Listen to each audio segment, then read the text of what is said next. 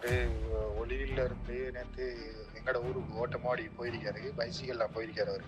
காணாமல் போன இந்த சிறுவனுக்கு என்ன நடந்தது என்பது தொடர்பில் இந்த சிறுவன் தொடர்பான காணொளிகளை பகிர்ந்த அனைவருக்கும் ஒரு கேள்வி இருக்கும். எனவே ஒரு மகிழ்ச்சியான செய்திதான். கடந்த 3 நாட்களுக்கு முன்பதாக அட்டாளைச்சேனை ஒலுவில் பகுதியைச் சேர்ந்த தரம் 5இல் கல்வி பயிலக்கூடிய அன்சப் அரீஃப் எனப்படுகின்ற சிறுவனை காணவில்லை என்பதாகவும் அவருடைய பெற்றோர் தேடிக்கொண்டிருப்பதாகவும் மிக முக்கியமான ஒரு தகவலை காணொளி மூலமாக பதிவிட்டிருந்தோம்.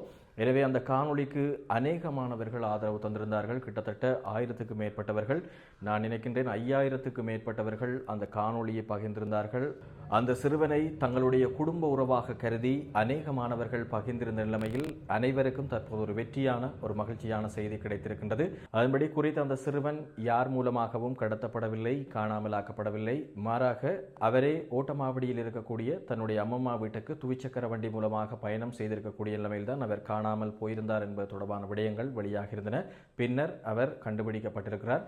அந்த சிறுவன் கண்டுபிடிக்கப்பட வேண்டும் என்கின்ற நோக்கத்தில் அநேக மாணவர்கள் பதறியடித்து அந்த காணொளியை பகிர்ந்திருந்தீர்கள். நிச்சயமாக உங்களுக்கு எங்களுடைய இந்த ஃபேஸ்புக் தளம் சார்பாக நன்றிகளை தெரிவித்துக் கொள்வதோடு அந்த குடும்ப உறுப்பினர்கள் சார்பாகவும் நன்றியை தெரிவித்துக் கொள்கின்றேன். அது மட்டுமல்லாமல் அந்த சிறுவனினுடைய குடும்ப உறுப்பினர் ஒருவர் எனக்கு வாய்ஸ் மெசேஜ் மூலமாக நன்றியையும் தெரிவித்திருந்தார். அந்த நன்றி எனக்கு மட்டும் உரித்தாகாது, இந்த காணொளியை யார் யாரெல்லாம் பகிர்ந்திருந்தீர்களோ அவர்களுக்கும் அந்த நன்றி உரித்தாகும்.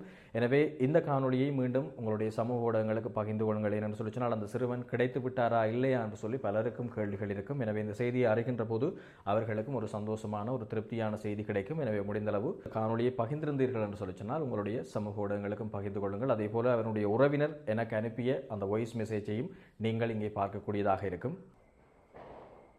ஹலோ பிரதர், நீங்கள் ஒரு போஸ்ட் ஒன்று போட்டிருந்தீங்க ரிசான்ஷிப்னு சொல்லி. நான் அவரோட அபிதான் பேசுகிறேன். அவர் கிடைச்சிட்டார். இப்போ அவர் ஒளிவில் இருந்து நேற்று எங்கட ஊருக்கு ஓட்டமாடி போயிருக்காரு, பைசிக்கல்ல போயிருக்காரு அவர். இப்போ எங்கட வீட்டுக்கு போய் சேர்ந்துட்டாரு. நீங்கள் உங்களோட போஸ்டர் எல்லாம் பார்த்து நிறைய இடத்த நீங்கள் போஸ்ட் போட்டிருந்தீங்க. ரொம்ப நன்றி ப்ரோ, ரொம்ப தேங்க்ஸ் ப்ரோ உங்களோட உதவிக்கு.